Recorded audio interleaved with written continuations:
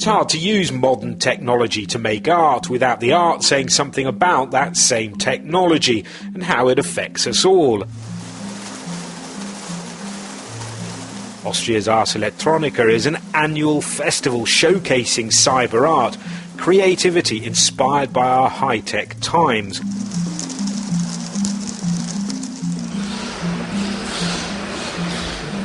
Ars Electronica's artist-in-residence is Matthew Gardner, an appropriate name for a man whose Orobots are a cultivated hybrid of origami and robotics. The flowers are networked, so they bloom and blush as you approach them. The fabric is made from polyester and it's folded using an old French technique. Inside is a small remote radio-controlled servo, and connected to the servo is a circuit board, and it's listening to the response from this ultrasonic sensor. And so the interaction is very simple. As you get closer, the robot opens. This entire installation is connected to itself. So when you get to a certain proximity of one blossom, it will then trigger a ripple effect across the entire installation. And I'm trying to suggest to people that while the work is interconnected, while each fold is interconnected, all living things, in this case all of these works, are intricately interconnected. And it's a simple expression of that.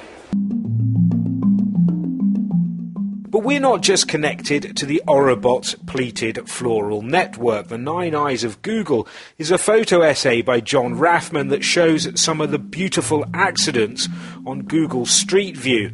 People as petrified prey caught in a web, or individuals raging against the machine.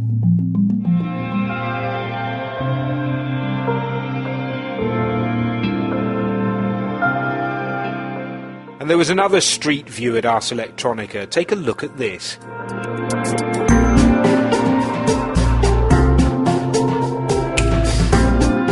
Isn't it incredible?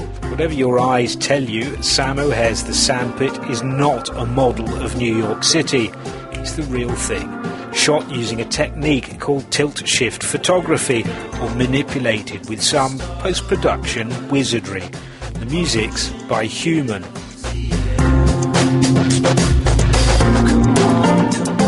I could watch this all day. If you want to, you can. Google The Sandpit and you'll find it on Vimeo, streaming in glorious HD.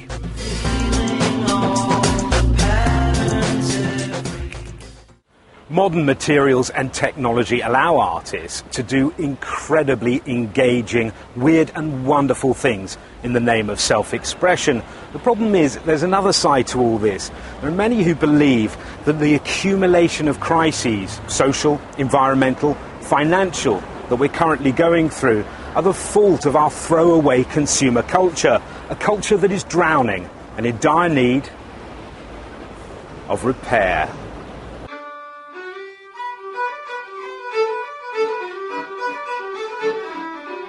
So while mass production can drive innovation, pumping out iPods and TVs is also a dirty business. The British artist Thomas Thwaite set out to make a toaster from scratch. He spent months and good money travelling around Britain gathering raw materials, electrolysing copper, smelting iron and moulding plastic. So where's the toast? Well, I did plug it in. It was quite a scary thing to do because one of the materials I was never able to make was insulation for the wires. What's nice about the Toaster project is that it makes it difficult to look at the gadgets we use without seeing the process that's brought them into being and what price we're ultimately paying for a toaster that costs just $3.99 in almost any major currency. I think that's the problem that we're all grappling with, when we buy something, and the problem that, economists and environmentalists are grappling with as well. It's like, how much do we need? Is it too cheap? Where do you draw the line? Okay, so I don't need a toaster. Do I need a kettle? Or I don't need, do I need the latest kind of gadget or whatever? Do I need entertainment? And I think, you kind of do in a way. Also in the design of these things, they have to be designed with their end of life in mind. Actually, it's really easy to get weighed down by all this. Too many people, too few resources, the impending environmental apocalypse. I think the best artists are the ones who make this stuff fun to think about. What would you rather be, a pre-programmed part of an uncaring machine, or a wind-up toy romping around in a sandpit?